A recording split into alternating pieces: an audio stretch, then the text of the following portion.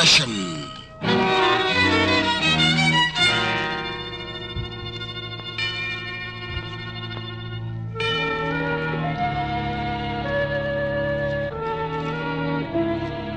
In the vocabulary of man, there is a simple word. A word of only 6 letters, but one fraught with more portent and undercurrent than all the words in the modern lexicon. E-S-C-A-P-E. Escape. The running away from the here to the there, from the known into the unknown, when the present is a knife twisting in a wound, and the pain is beyond bearing. Escape is an anesthesia, a snare, and a delusion, a pitfall into which so many run afoul. In a moment you'll hear the story of a man who ran away from himself 1,000 miles, 10,000 miles, yet could not leave 1 inch from his point of embarkation. The title is Ebb Tide, starring Gail Page and Elliot Lewis. A narrative of a strange and mind-leeching obsession.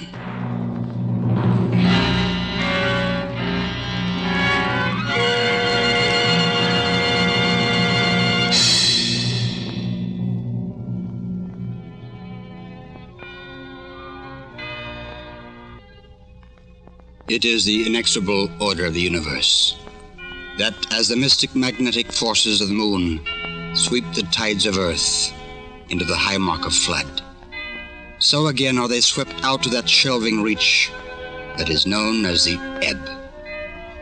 It is of this that we speak, the low level in which man, in his equation of life, occasionally finds himself, when the forces of hope and courage and ambition and faith are swept up beyond sight by a strange, inexplicable toss of fate.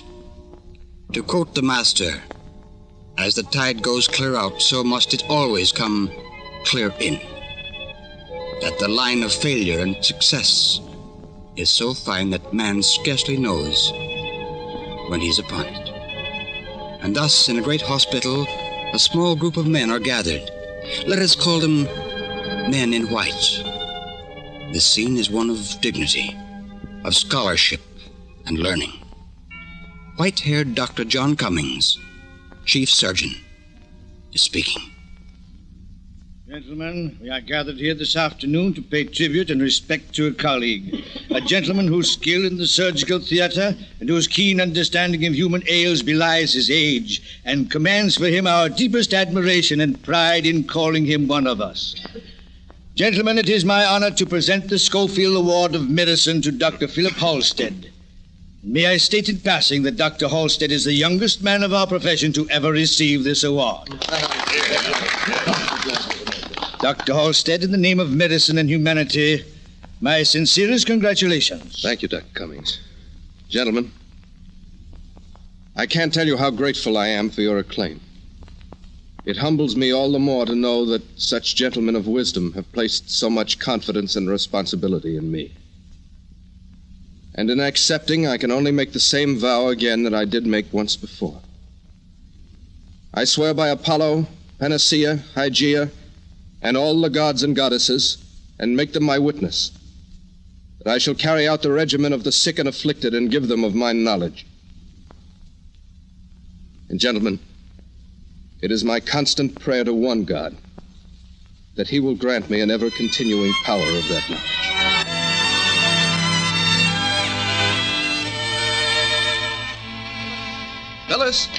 Phyllis! Oh. I beg your pardon. Why, Phil, what on earth are you doing home at this time of day? Mr. Danvers, may I present my husband, Dr. Halstead? How do you do, Doctor? Quite well, thank you. Mr. Danvers is an old friend of mine, dear. He just dropped in to say hello. Extremely nice of him, I'm sure. Now you better run upstairs, darling, and change clothes. You smell like a hospital, and it positively makes me sick. I'm not staying, Phyllis. I'll be home later. Goodbye. Goodbye, Doctor. Phil! Gee. Isn't he dreadful, Reggie? He's got a jealous streak in him a yard wide. Well, do you blame him, my dear? After all, coming home and finding your lovely wife being kissed by another man.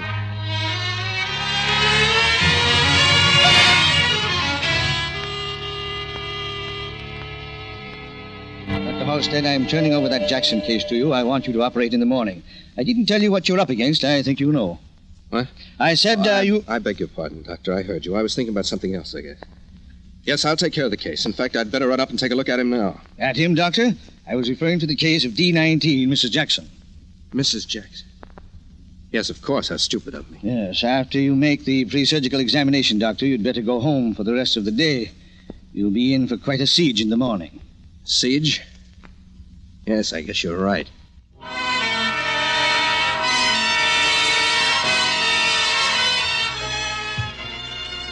Well, you finally decided to come home. Do you know what time it is? I was waiting until he left. He? Please, Phyllis, let's not be children. At least pay me the respect of being reasonably intelligent, if nothing else. If you're in a mood for dramatics, Phil, it's not too late for you to go downtown and see a show. I understand the one at the Palace is very highly dramatic. I saw all the shows I want to see this afternoon, Phyllis. I should like to know if the show's ended or will there be another act. Don't be absurd. I'm not being absurd, Phyllis. I'm being deadly serious, and I want you to be the same way. Well? Phyllis, won't you understand? At least won't you try to understand that you're married to a doctor? And that as such, your life and mine must be kept without any stigma of the cheap or commonplace. We've too much responsibility, Phyllis. Too many things are expected of us. You're not only a doctor, Phil, but it seems you're a preacher as well. Now, I know a lot of ministers that would envy your sermons. And if you want to be serious and high and mighty, all right, Phil, I'll play. Maybe I can preach a sermon, too. Go on. You and your holier-than-thou department and your so-called dignity of medicine. I'm not married to a man. I'm married to a bottle of iodine or a can of ether. I'm married to Mrs. O'Callahan's stomach ulcers or somebody's bursted appendix.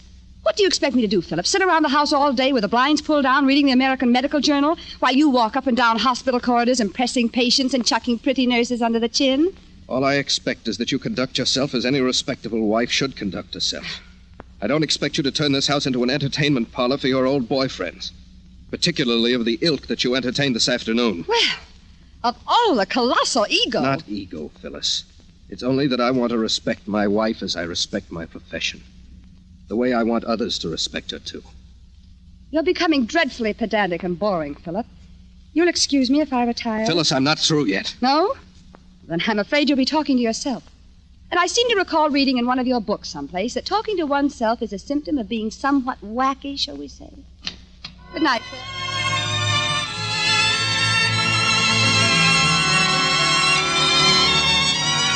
And then one night, when Dr. Halstead returned to that domain he had called his castle, he was stopped by a silhouette against the cinematic screen of the window shade. What he saw we shan't repeat. But in that moment of seeing, the house crumbled and the tides swept out to the sea. And that next morning, a patient died under the knife of Dr. Halstead.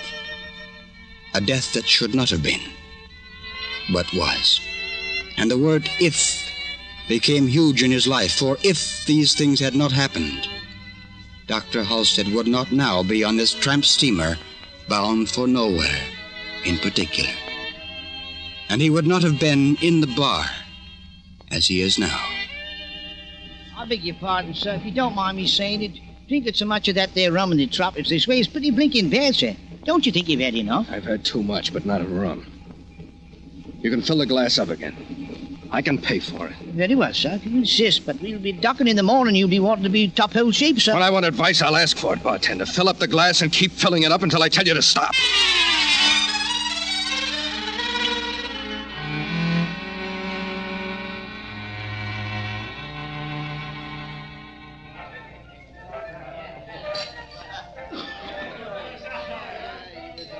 Howdy, mister.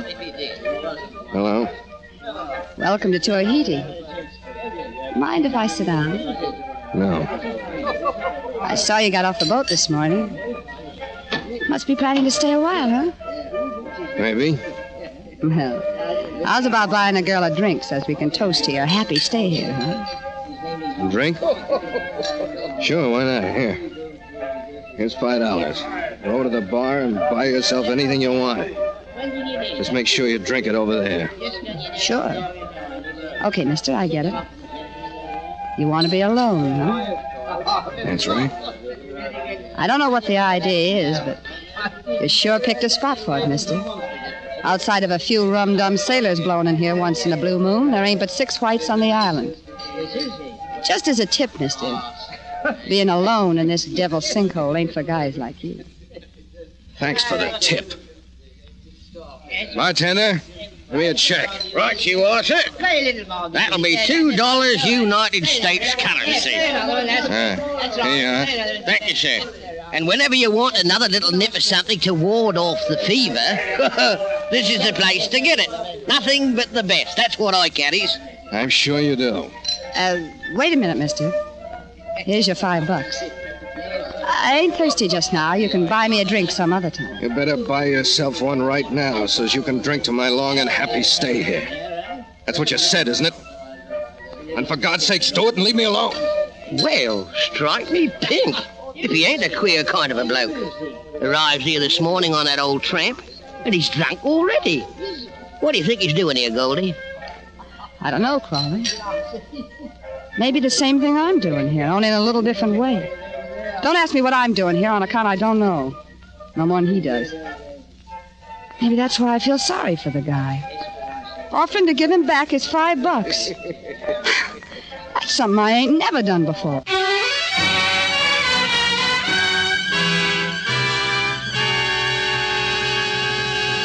Heat, rum, bitterness, frustration. The ingredients to mix a very potent cocktail, but surely not one in which to drown sorrow that floats in the well springs of the heart.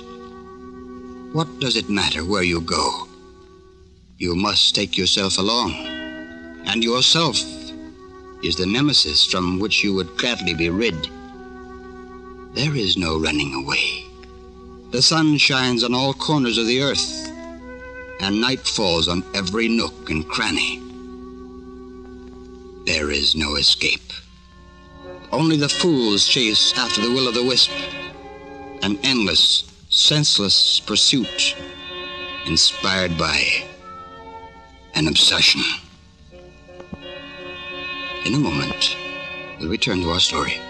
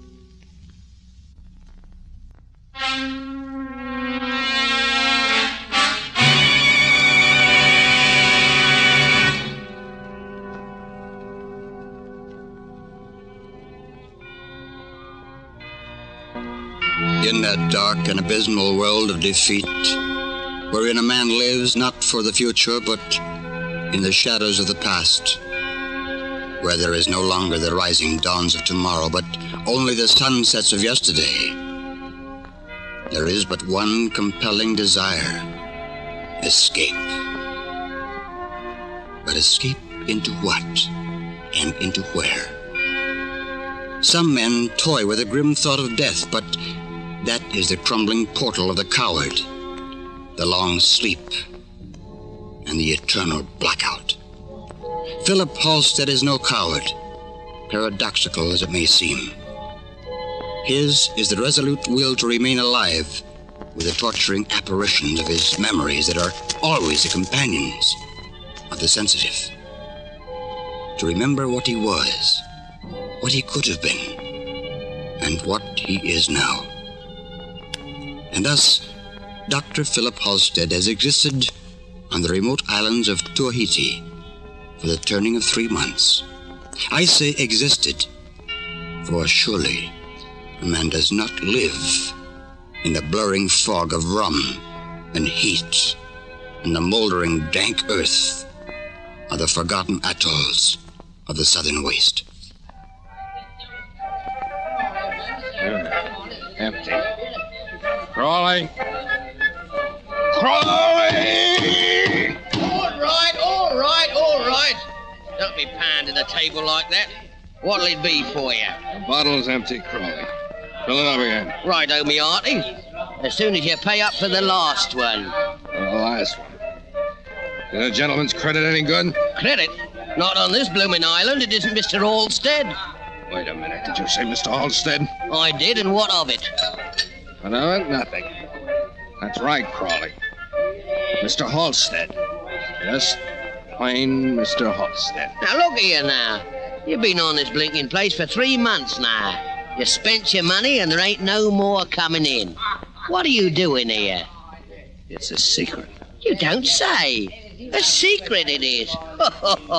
Maybe there's a treasure buried on this here island somewhere, eh? Pirate treasure, maybe. Don't make me laugh. All right, Crawley, I won't, and I'll tell you my secret, what I'm here for. I'm here to get drunk. Good and drunk and stay drunk. Well, that's all right with me, providing you pays for what you drink. Now, come on now. Hand over for the last one. This is all I got, Crawley, every cent of it. Blimey. A couple of coppers.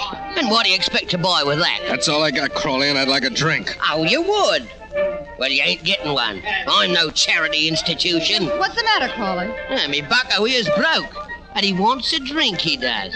Just like a blinking toffee is. I'll sign a chit for it, he says.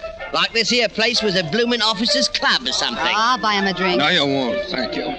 I pay for my own. Listen to him talk, will you? How about paying for the last one? I'll have to owe you for it, Crawley. No, you'll have to owe me for it. Why, you blinking sot. It's just blokes like you that takes the profit out of business. Now, come on, out you go. Oh, don't do that, Crawley. I'll pay for it, whatever it is. Oh, no, you won't. He goes out of here, right on his head. Now, come on here. Out you go, like this. 1, 2, 3. Hey, Crawley! Now, don't waste your time feeling sorry for that bloke. He ain't no good for fair, that one. And you stay out of here, see? The next time you come in, I'll slit your throat and use you for fish bait.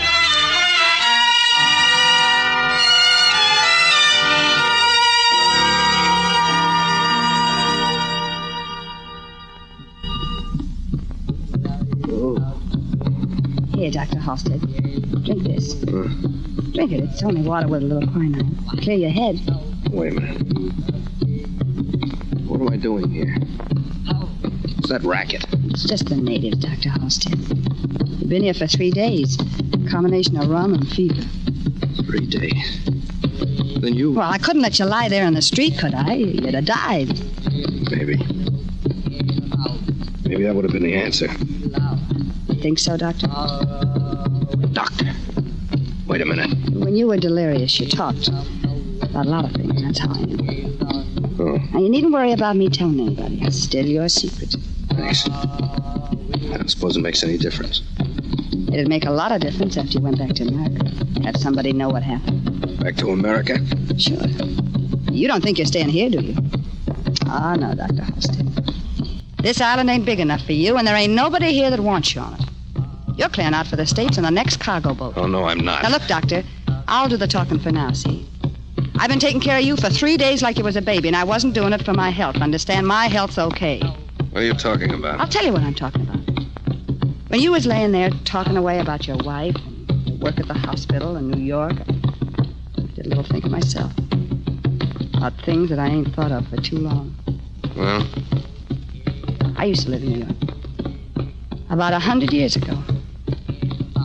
But I ain't forgotten what it's like to walk down the street, maybe meet somebody you know, ask them how they are, and maybe have lunch together and talk about a dress sale at Macy's, maybe. In the wintertime, the snow comes down and everything's white and clean. You can see your breath when you talk. I ain't forgot New York, Doctor. Listen, I Now don't... listen to me. Maybe I did the same thing you did, run away from something that hurt me. Sure, I got away from it, but I've been running into things that's been hurting a lot worse ever since. And now I'd give anything in the world for a chance to go back. But I can't. I've been out here too long. I belong here now. But you don't. You're a doctor. Your job's supposed to be saving lives, not destroying them. And you're going back to the States, Doctor. You can take it from me. I ain't kidding.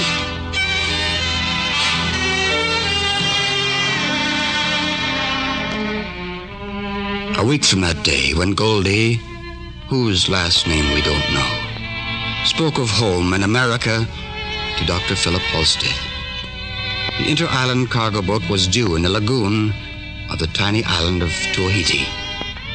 And on the night preceding, while Crawley tended his stained and grimy bar, the rear bamboo door of Crawley's house was quietly opened.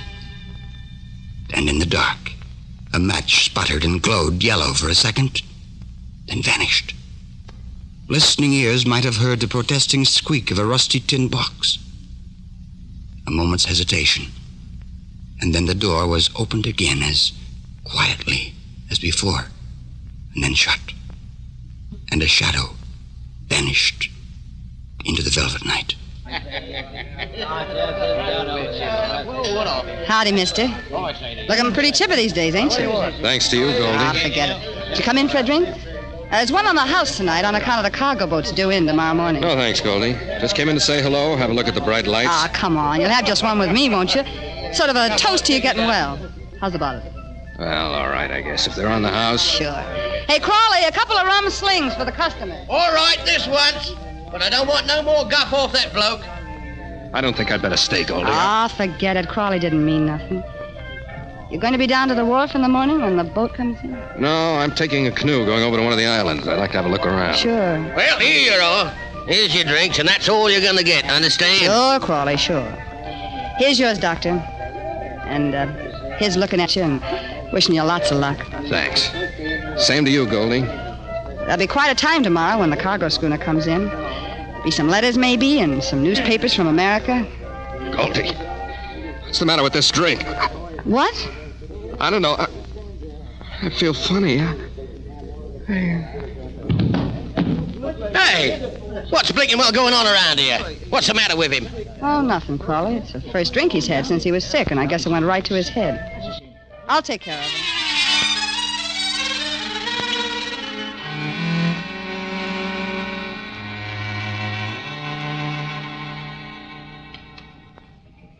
I beg your pardon, sir, for intruding, but I was just wondering if you were all right. All right, of course I'm all right, except for a headache. Hey, where the blazes am I? Well, you're on board the SS Cabot, sir, bound for America out of Honolulu. What the devil am I doing here? What? You've been quite unconscious, sir, and you were transferred on board from a cargo steamer in Honolulu. And incidentally, sir, the purser sent this letter down to you. Letter from whom? I don't know, sir. What is this? 100, 2, 3, 4, $500. Where did this come from, Stewart? I'm sure I don't know, sir. Perhaps there's a note. Yes, there is. Dear Dr. Halstead, told you I wasn't kidding, and I wasn't. Goodbye and good luck. Say hello to New York for me. Goldie. P.S. If you ever want to return the money, you can send it to Crawley. He was the one who furnished it. Again, good luck. Goldie.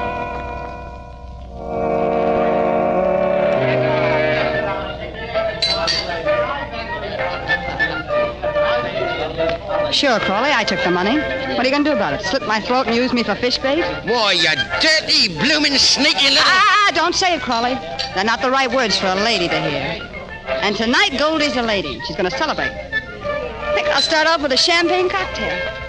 That's what ladies drink, ain't it? Sure. One champagne cocktail, Crawley, for a lady.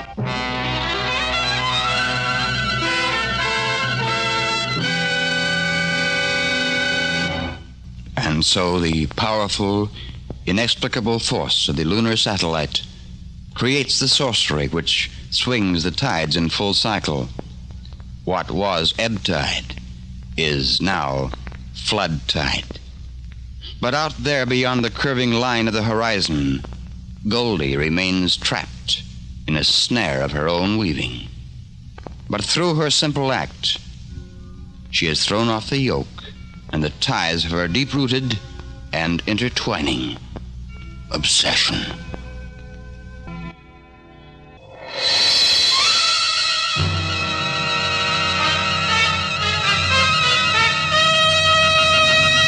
Obsession.